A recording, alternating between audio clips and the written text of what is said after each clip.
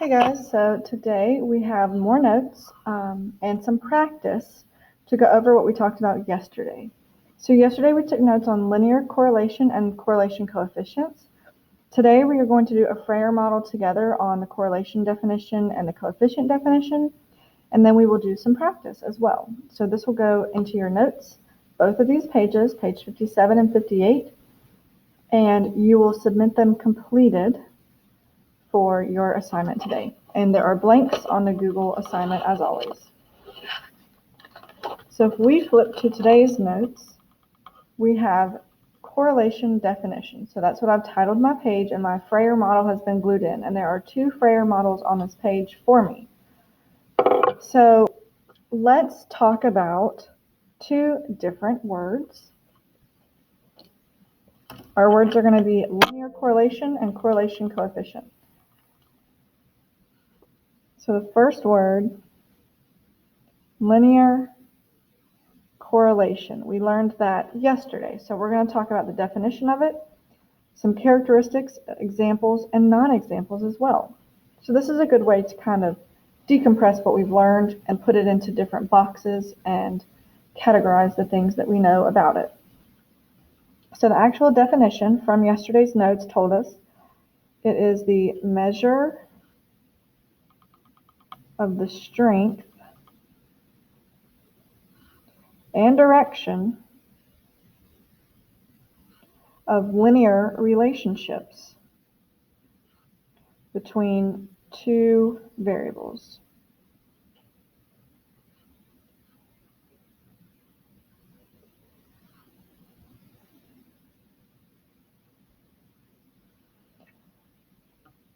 If at any point while we're taking these notes you need to pause and write longer, feel free.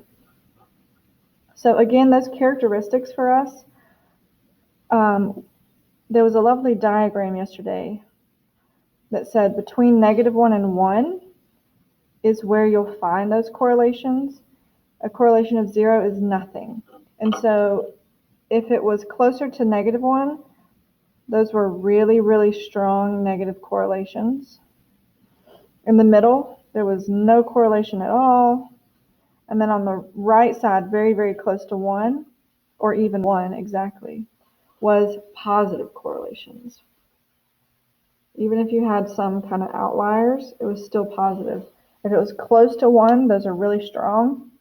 Close to -1, those are really weak. Now, let's think of some examples of correlations. So if I want to think about a positive correlation and an example of that, I need to think of something where both variables are increasing at the same time, because that's what yesterday's notes told us. As x increases, y increases. So a good one that's pretty typical for everybody is age and height, right? So as your age increases, you get taller. And this is a general assumption. There are a few situations where people might have some sort of medical condition and their age and height may not both go up at the same time, but just generally speaking, when people get older, they get taller. And we also realize once you get really, really old, you've hit, a certain height. You're never going to get taller, but your age does get older. So especially from, I guess, birth up until you've hit your fullest height, these are both going up at the same time. So we'll just think in that range. And then a negative correlation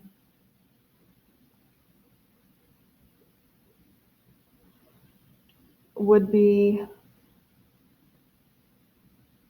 let's think about one.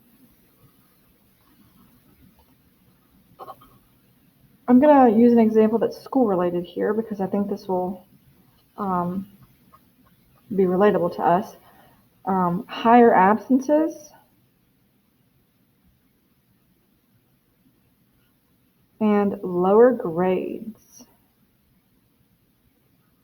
Right, so the more that you're out of school, the more you miss school, the more classes you miss. Even though this number is getting higher, this number typically gets lower, right? Because you don't know what we've done and you've missed that content. So that would be a negative correlation where when one value increases, the other value decreases. And then some non-examples. Let's think of no correlation at all. They're not related in any way. We can say your age and how many pets you have.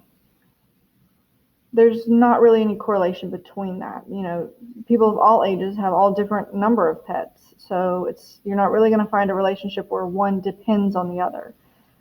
Your age and your height depend on each other. You're not going to be 6 foot tall at birth, right? Your height depends on your age. And your grade depends on your presence at school. But these don't depend on each other. Another example would be your birthday and food sales. Totally unrelated, right?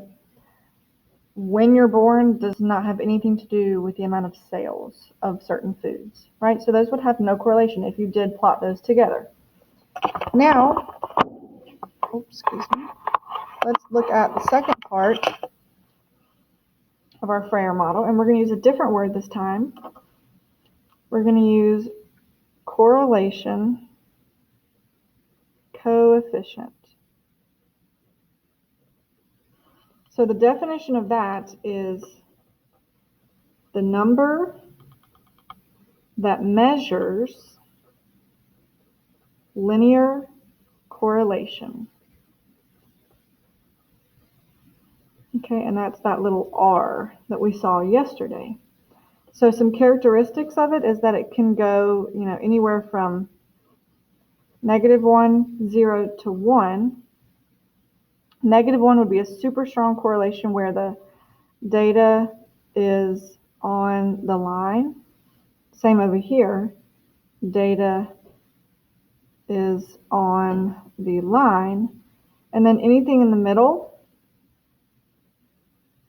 you can have, positive 0.5, negative 0.3. I mean, you can have any number in between here to give you different types of correlations, but anything between those.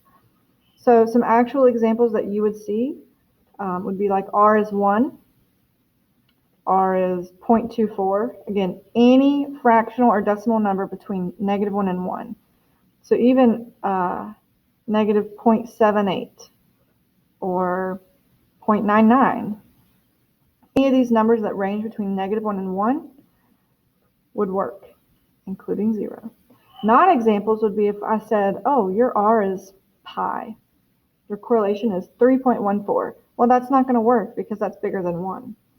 It also can't be -3. That's too low. It can only be between -1 and 1. So we're going to write down here at the bottom, must be between -1 and 1. And that's my shorthand for between. So it can't be anything besides a number between -1 and 1. And we can see lots of different decimal values for that. So on the next page here for your notes, I'm not going to do all of these with you. I might start number 5 for you. So let's look at this. This is what you need to complete for today. And you need to upload not only your Freyer models completed, but this completed. So number 4, I have told you in today's assignment to do 4A through I. So it says there's 9 scatter plots below. Identify whether they're positive correlations, negative correlations, weak or no correlations. Okay, so you're just going to go through and you can write it right above it. You can draw the line going through it so you can see that too. And tell me what you think it is. So for this one, I would draw a line there. So I can see that that's a negative slope. And they're all pretty close. So I would say strong negative. So that's a strong negative correlation. Now, if we looked at this one right here, I don't even know where to make a line, right? I don't see a correlation at all. So for this one, I would write no correlation. And you're going to do that for all of these, showing me your line if you're able to draw it. And if you can't, there's no correlation. And then it asks you on number 5 to use this data and answer A and B for me. So I've gone ahead and drawn my own X and Y axis over here to do my scatter plot, I've gone by 5s. So if you ever have a lot of data and you're like, wow, how am I going to fit all of that? I can't, do 48 little tick marks. You can go by 5s or by 2s or by 10s or whatever works with the space you have. So since I looked at these values and I saw that the lowest seems to be 9 and the highest seems to be 48, I knew I had to go between 0 and 50. And I just went by 5s. And looking at the second set, same thing. The lowest was 18, the highest looks like 45. So I just used the same scale, 0 to 50. Now when you're looking at tables, we know that one value is going to be down here on our x-axis and one value is going to be on our y-axis. It's not going to explicitly say sometimes which one is x and which one is y, but we know that the x-axis is the independent variable and the y-axis depends on the x-axis. So this has to be something that is independent and cannot be changed. Typically that is time,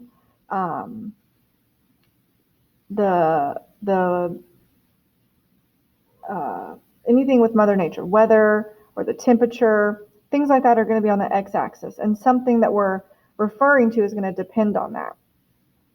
Just like in our previous example, age and height, age would be the x-axis variable because we cannot change or stop or control our age.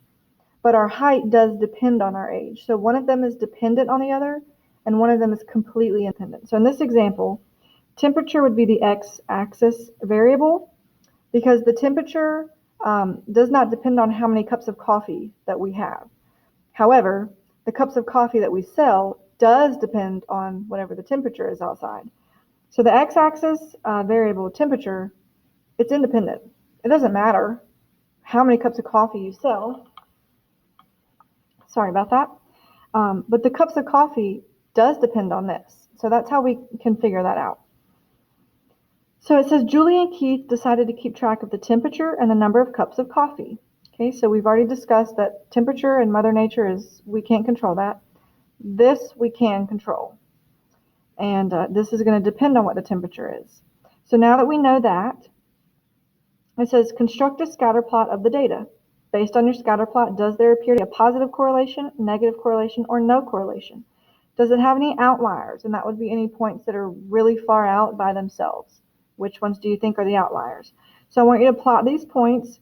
Even though they're listed in a table, these are coordinates that go together. So 9, 45 is 1 point. 18, 41 is another point. 20, 34 is another point. So these x values go with these y values. When the temperature was 9 degrees, they sold 45 cups of coffee. So you would go over to 9 degrees, which is a little bit before my 10, and I will go all the way up to 45. I'm going to use a ruler to help me keep this straight. And I would go all the way up, a little bit before 10, to 45.